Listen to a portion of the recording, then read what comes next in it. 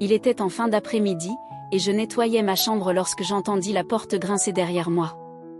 Je me retournai, et là, dans l'embrasure de la porte, se tenait Alden, fixant l'objet que j'avais entre les mains. Mon cœur s'arrêta. Comment pouvais-je expliquer cela? L'objet était loin d'être innocent, un grand jouet aux couleurs vives, du genre que l'on ne pouvait pas simplement ignorer dans une conversation polie. Je l'avais sorti du tiroir pour dépoussiérer l'arrière du meuble, sans y penser vraiment. J'avais pourtant verrouillé la porte, ou du moins je le croyais. Alden était mon beau-fils de 23 ans. Il n'était pas censé être à la maison si tôt. Il travaillait dans une brasserie locale et restait habituellement dehors tard avec ses amis après ses services. Mais il était là, grand et mince, ses cheveux noirs tombant dans ses yeux bleus amusés. « C'est quoi ça ?» demanda-t-il, d'une voix entre la curiosité et la moquerie. Mon visage devint écarlate. Je laissai tomber l'objet comme s'il m'avait brûlé et saisis la première chose que je trouvai, un coussin du lit, pour le cacher. « Cela ne te regarde pas » balbutiai-je, la gorge nouée. Mais son expression ne changea pas. Au contraire, il s'appuya contre l'encadrement de la porte, sa curiosité grandissante. « Tu sais, tu n'as pas besoin d'être aussi gêné, » dit-il avec un petit sourire. Ce n'est pas comme si je n'avais jamais vu ce genre de choses. Je voulais disparaître sous terre. L'audace de ce gamin enfin, cet homme de rester là, si décontracté, totalement imperturbable, tandis que mon monde chavirait. Je forçai un rire, désespéré de détourner l'attention. « Alden, sérieusement, fiche-moi la paix. Tu n'as rien à faire ici. » Mais il ne bougea pas. Un moment de silence s'installa entre nous, lourd, presque insupportable. Il ne regardait plus le coussin dans mes mains. Il me regardait, moi. Son regard était différent, pas celui habituel, détendu ou joueur, auquel j'étais habitué. Celui-ci s'attardait trop longtemps, trop intensément. C'était comme s'il avait arraché un voile de la personne qu'il croyait que j'étais, et avait découvert quelqu'un d'autre, entièrement différent. Je ressentis quelque chose d'étrange. Une chaleur fugace dans la poitrine, suivie d'un pincement de culpabilité. C'était mal. Quoi que ce soit, c'était absolument mal. J'étais sa belle-mère, bon sang. J'étais mariée à son père. Je secouai la tête et brisai le silence. « S'il te plaît, Alden, pars. » Il haussa finalement les épaules, levant les mains en signe de reddition simulée. « D'accord, d'accord, » dit-il, son ton redevenu léger. Mais avant de partir, il me jeta un dernier regard. Un regard qui fit exploser mes pensées déjà bien troublées. Quand la porte se referma derrière lui, je m'assis au bord du lit, le coussin toujours serré contre ma poitrine. Mon cœur battait à tout rompre. Je ne pouvais même pas me résoudre à remettre l'objet dans le tiroir. Il me semblait qu'un changement invisible s'était produit dans l'air entre nous, et peu importe combien je voulais l'ignorer, je savais que je ne verrais plus jamais Alden de la même manière. Le reste de la soirée, je ne parvins pas à chasser ce moment de mon esprit. J'essayai pourtant. Je préparai le dîner, je pliai du linge, et je m'assis même à côté de Victor sur le canapé, tandis qu'il zappait entre de vieux westerns à la télévision. Mais le visage d'Alden, son sourire amusé, et l'éclat troublant dans ses yeux me hantaient. Victor remarqua à peine ma distraction. Ce n'était pas nouveau. Il était absorbé depuis des années par ses passe-temps, jardinage, menuiserie, mots croisés, depuis sa retraite. Je ne lui en voulais pas pour cela, ce serait trop facile, mais parfois, j'avais l'impression d'être plus une aide-soignante vivante qu'une épouse. À un moment donné, je baissai les yeux vers le couloir et aperçus l'ombre d'Alden, se déplaçant dans sa chambre. J'entendais à travers sa porte le bourdonnement sourd de la musique, une ligne de basse grave qui ne correspondait pas au calme silencieux du reste de la maison. Mon cœur fit un bond, sans raison que je puisse justifier, et je reportai mon attention sur mon mari. Victor ronflait doucement, le menton penché vers la poitrine. Il s'était endormi à nouveau dans son fauteuil inclinable, la télévision ronronnant encore. Je pensais à le réveiller. Je pensais à lui, mais à quoi bon ? À la place, je me levai et allai errer dans la cuisine, reconnaissante d'avoir un moment de solitude. Mais je ne restai pas seule bien longtemps. Alden entra, pieds nus, silencieux sur le plancher en bois. Il portait un t-shirt délavé et un pantalon de survêtement, ses cheveux ébouriffés comme s'il venait de passer les mains dedans. « Salut », dit-il d'un ton décontracté, en ouvrant le frigo pour attraper une bouteille d'eau. « Tu es encore debout. » « Je pourrais dire la même chose de toi, » répondis-je, en gardant un ton léger. Il sourit, s'adossant au comptoir. « Juste besoin de décompresser, tu sais. Ce n'est pas facile de vivre sous ce toit parfois. » La remarque me fit marquer une pause. « Qu'est-ce que tu veux dire ?» Il haussa les épaules, mais une lueur sérieuse passa sur son visage. « Rien, juste que, revivre ici, je suppose. J'ai l'impression de ne plus avoir ma place. » Je m'attendris à ces mots. Malgré tout, je ne pus m'empêcher de ressentir une pointe d'inquiétude maternelle. « Ce n'est que temporaire, Alden. Tu finiras par trouver ta voie. Tu es intelligent et débrouillard. Tu retombes toujours sur tes pattes. »« Merci, Molina, » dit-il, sa voix plus douce maintenant. « J'apprécie. » Un moment de silence s'installa entre nous. La cuisine semblait plus petite tout à coup, l'espace entre nous rétrécit, même si aucun de nous ne bougeait. Son regard s'attarda sur le mien, et je sentis à nouveau cette chaleur étrange naître dans ma poitrine. Je me raclai la gorge et me mis à essuyer le comptoir, désespéré de briser l'étrange atmosphère qui menaçait de s'installer. Mais Alden n'en avait pas fini. « À propos de tout à l'heure, » dit-il, son ton redevenu taquin, « tu n'as pas besoin d'être embarrassé, tu sais. Je veux dire, on est tous humains, non ?» Ma main se figea au milieu du mouvement, et je me tournai vers lui, tentant de garder mon calme. « Alden, ne parlons pas de ça, d'accord ? C'était un accident, ça ne vaut pas la peine d'en reparler. »« Ok, » dit-il, en levant les mains en signe de reddition. Mais il avait ce petit sourire moqueur qui me retournait l'estomac. Il passa près de moi, assez près pour que je perçoive une légère senteur de son eau de toilette. Je ne me retournai pas, mais je sentis sa présence derrière moi un instant, avant qu'il ne quitte enfin la cuisine. Cette nuit-là, allongé dans le lit à côté de Victor, mon esprit tourbillonnait. Qu'est-ce qui m'arrivait ? Qu'est-ce qui nous arrivait, à nous, à cette maison ? J'avais toujours su garder des limites nettes, des lignes à ne pas franchir. Mais Alden avait une manière de tordre ces lignes, même sans le vouloir. Et le pire, c'est que je n'étais pas sûre de vouloir qu'il s'arrête. Le lendemain matin, j'essayais de faire comme si de rien n'était. Je préparais le petit déjeuner comme d'habitude, pain grillé et café pour Victor, un smoothie pour moi. Alden fut le dernier à entrer dans la cuisine, comme toujours. Ses cheveux étaient encore humides de la douche. Il salua Victor d'un simple « bonjour » et me lança un sourire chaleureux qui fit battre mon cœur un peu plus vite. Nous nous installâmes tous les trois à table. Le cliquetis des couverts et quelques bribes de conversation remplissaient l'air. Mais sous tout cela, je sentais la tension. Chaque fois qu'Alden frôlait ma main en passant le sel ou en remplissant une tasse de café, cela semblait volontaire. Je le surpris à m'observer plus d'une fois, son regard intense et impénétrable. Victor, bien sûr, ne remarqua rien. Après le petit déjeuner, Alden proposa de m'aider à débarrasser. Normalement, il aurait disparu dans sa chambre ou serait sorti avec des amis. Sa proposition me prit donc de court. « Tu n'es pas obligé, » dis-je, en empilant les assiettes dans l'évier. « J'en ai envie, » répondit-il, déjà en train de prendre un torchon. Nous travaillâmes en silence un moment, mais l'atmosphère était électrique.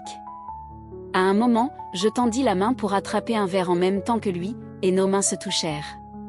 Aucun de nous ne se retira immédiatement. « Tu es différente, » dit-il doucement, à peine au-dessus d'un murmure. « Qu'est-ce que tu veux dire ?» demandai-je, la gorge soudain sèche. Il hésita, cherchant mon regard. « Je ne sais pas. Tu n'agis pas comme les autres femmes de ton âge. » Je ris nerveusement, reculant pour mettre un peu de distance. « Les biens, c'est flatteur. »« Ce n'est pas que ça, » reprit-il, son ton devenu sérieux. « Tu es vrai. Tu écoutes vraiment. Tu vois les gens. » La sincérité dans sa voix me prit au dépourvu. Je ne savais quoi dire, alors je me remis à la vaisselle. Mais en frottant les assiettes, je sentis sa présence toujours proche derrière moi. Mon cœur s'emballait à nouveau, et je détestais à quel point j'avais envie qu'il reste là. Avant que je puisse rassembler mes pensées, la voix de Victor retentit depuis le salon. « Molina, où est mon livre de mots croisés ?» Le moment fut brisé. Alden recula, me lançant un petit sourire complice. « Je te laisse retourner auprès de lui, » dit-il, sa voix redevenue légère en s'éloignant. Je ressentis un mélange de soulagement et de désir. Je savais que je jouais avec le feu, mais une part de moi ne pouvait s'empêcher de vouloir en ressentir la chaleur. Cet après-midi-là, je m'occupais d'un tas de courses, n'importe quoi pour occuper mon esprit. Mais en rentrant, je trouvais Alden assis sur les marches du perron, regardant fixement la cour. Il semblait perdu dans ses pensées, bien loin du jeune homme sûr de lui que j'étais habitué à voir. « Léi » dis-je doucement en m'approchant. Il leva les yeux, un petit sourire éclairant son visage. « Léi. Tout va bien ?» Il hésita, avant de répondre. « Ouais, juste en train de penser. »« Bah quoi ?»« À la vie, je suppose. À où je vais, à où je devrais aller. » Je m'assis à côté de lui, en gardant une distance prudente, mais assez proche pour ressentir la chaleur de sa présence.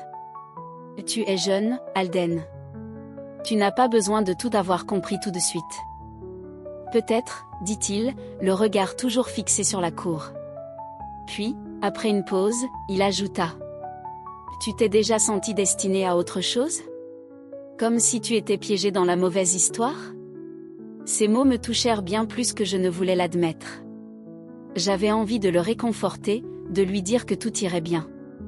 Mais, en vérité, je n'y croyais pas moi-même. À la place, je posai une main sur son épaule et la pressai doucement. « Tu n'es pas piégé, » dis-je, espérant qu'il ne remarquerait pas le tremblement dans ma voix. Pendant un instant, il posa sa main sur la mienne. Le geste était d'une intimité troublante. Je retirai vite ma main, mais le mal était fait. Une autre limite franchie. Une autre frontière brouillée. Et je n'étais plus sûr d'avoir la force d'y mettre fin. Ce soir-là, le ciel s'assombrit sous l'approche d'un orage. L'air était lourd, comme si le monde lui-même attendait que quelque chose se produise. Victor s'était couché tôt, comme souvent, se plaignant de douleurs à l'épaule. Je m'étais installée dans le salon avec un livre en main, mais je n'arrivais pas à me concentrer. L'orage dehors reflétait celui qui grondait en moi, quelque chose de nerveux, d'imprévisible, de dangereux. Alden était dans la cuisine. Le bruit du frigo s'ouvrant et se refermant résonnait à travers la maison silencieuse. J'entendis le tintement discret d'un verre qu'on remplit. Quelques instants plus tard, il apparut dans l'embrasure du salon, 2 verres à la main. « Whisky ?» demanda-t-il, en levant un sourcil. Je clignai des yeux, prise au dépourvu. Je ne bois pas d'habitude à cette heure. Les biens, ce soir est peut-être une exception, dit-il avec un sourire, me tendant un verre sans attendre ma réponse. J'hésitai, puis le pris. Le verre froid appuyé contre ma paume. Alden s'affala dans le fauteuil en face de moi, allongeant les jambes avec désinvolture.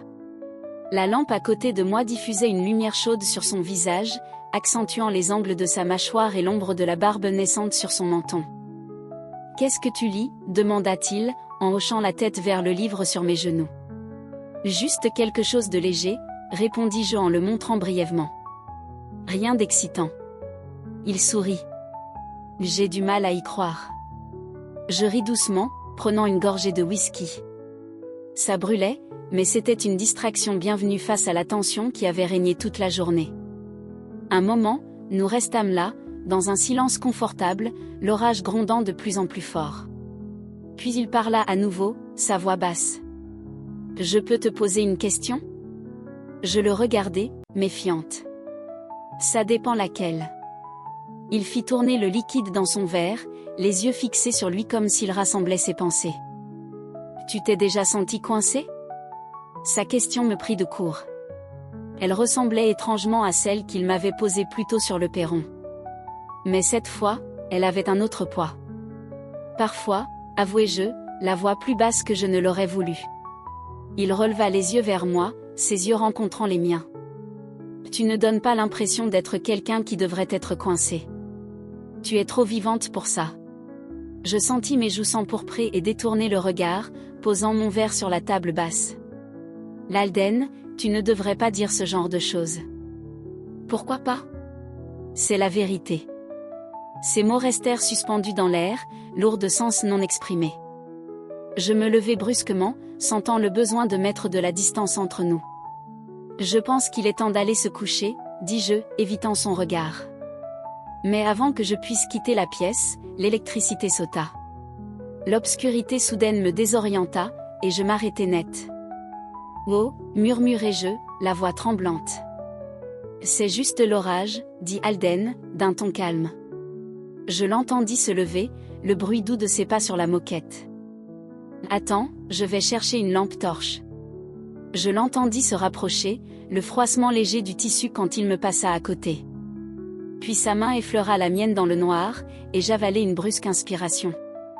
Désolé, murmura-t-il. Mais il ne retira pas sa main. Elle resta là, chaude contre la mienne, et l'air entre nous sembla changer. Je ne bougeais pas. Je ne pouvais pas. Mon cœur battait si fort que j'étais certaine qu'il pouvait l'entendre. Molina, dit-il doucement, sa voix à peine plus qu'un souffle. Je me tournai vers lui, même si je ne pouvais pas le voir dans le noir. Mais je le sentais. Sa présence. Sa chaleur. Sa respiration régulière. Puis sa main remonta doucement jusqu'à mon poignet, qu'il tint avec délicatesse. C'est une mauvaise idée, dis-je, la voix tremblante. Je sais, répondit-il. Mais il ne me lâcha pas. Le premier éclair illumina la pièce une fraction de seconde.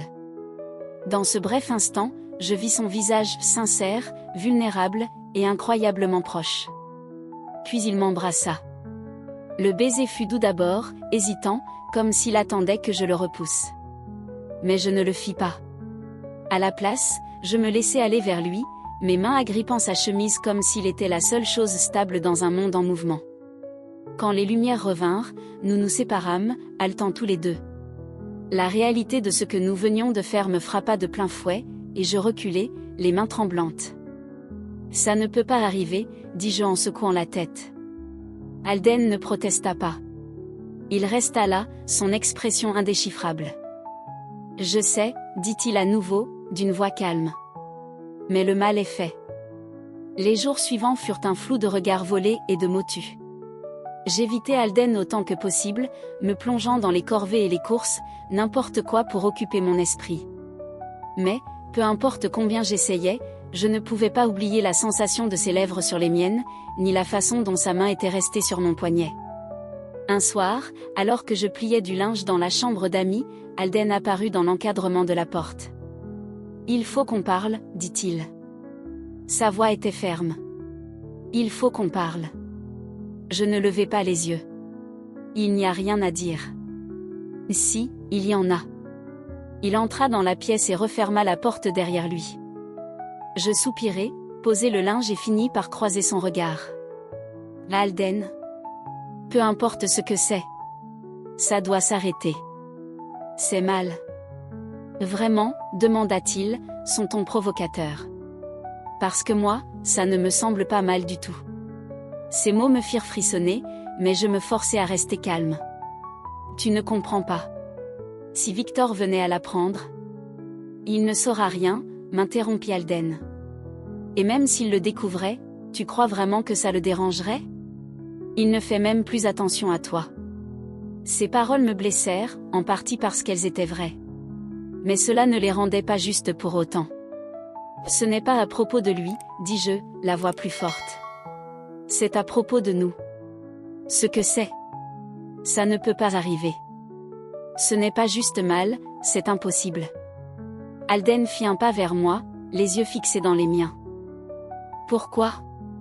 Parce que tu as peur de ce que les gens penseraient? Ou parce que tu as peur de ce que toi, tu pourrais en penser? J'ouvris la bouche pour répondre, mais aucun mot n'en sortit.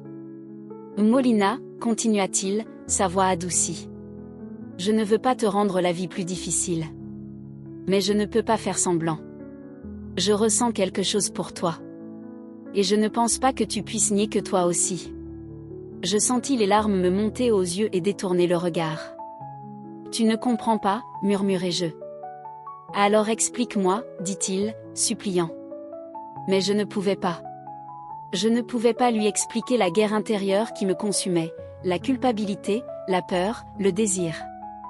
Alors je secouai la tête et le poussai pour sortir de la pièce sans un mot de plus. Cette nuit-là, je ne parvins pas à dormir.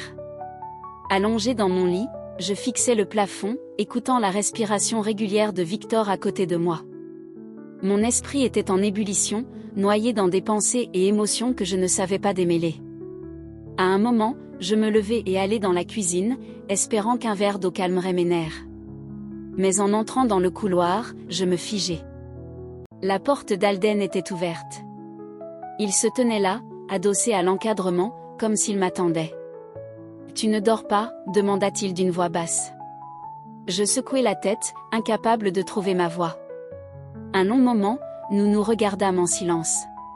Une tension lourde flottait entre nous.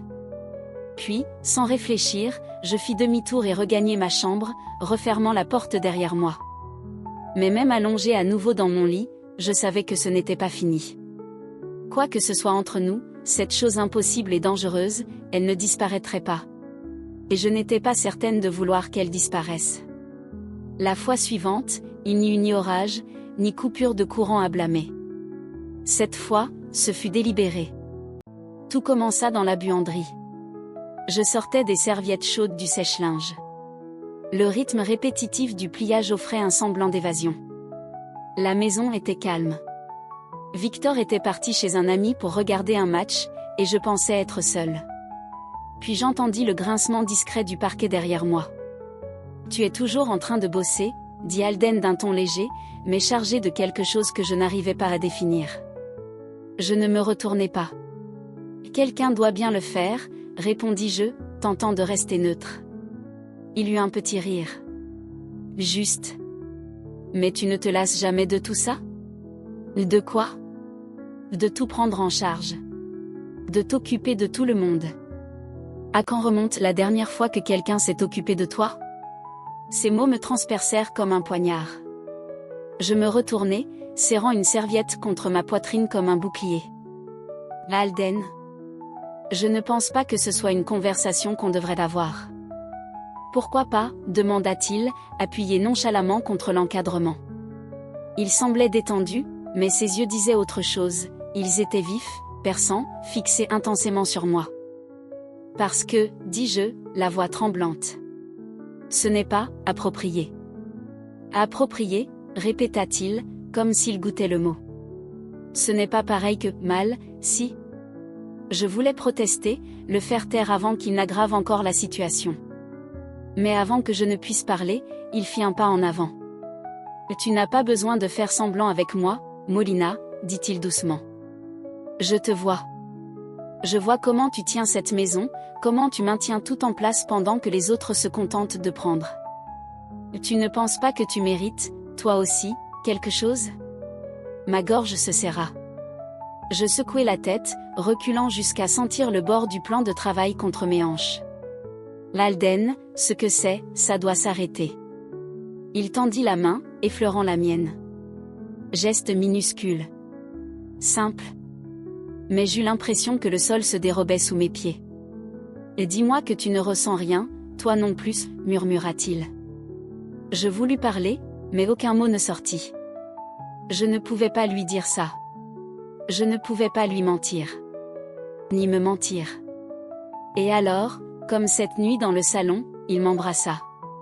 Mais cette fois, je ne le repoussai pas. Les jours qui suivirent furent un tourbillon de moments volés et de secrets murmurés. Nous faisions attention. Du moins, nous le pensions. Alden trouvait toujours une excuse pour rester près de moi, proposer d'aider à faire à manger, réparer une porte d'armoire, faire des courses ensemble. Au début, c'était grisant. Le frisson de l'interdit. Mais la réalité me pesait de plus en plus.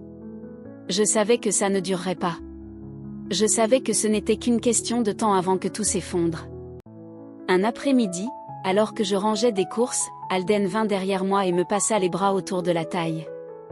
Je me raidis, jetant un œil vers la porte pour vérifier que personne ne nous voyait. « Alden » soufflai-je en tentant de me dégager. Victor pourrait arriver d'une minute à l'autre. Il est à la quincaillerie, dit-il calmement. Détends-toi. Mais je ne pouvais plus me détendre. La paranoïa me rongeait.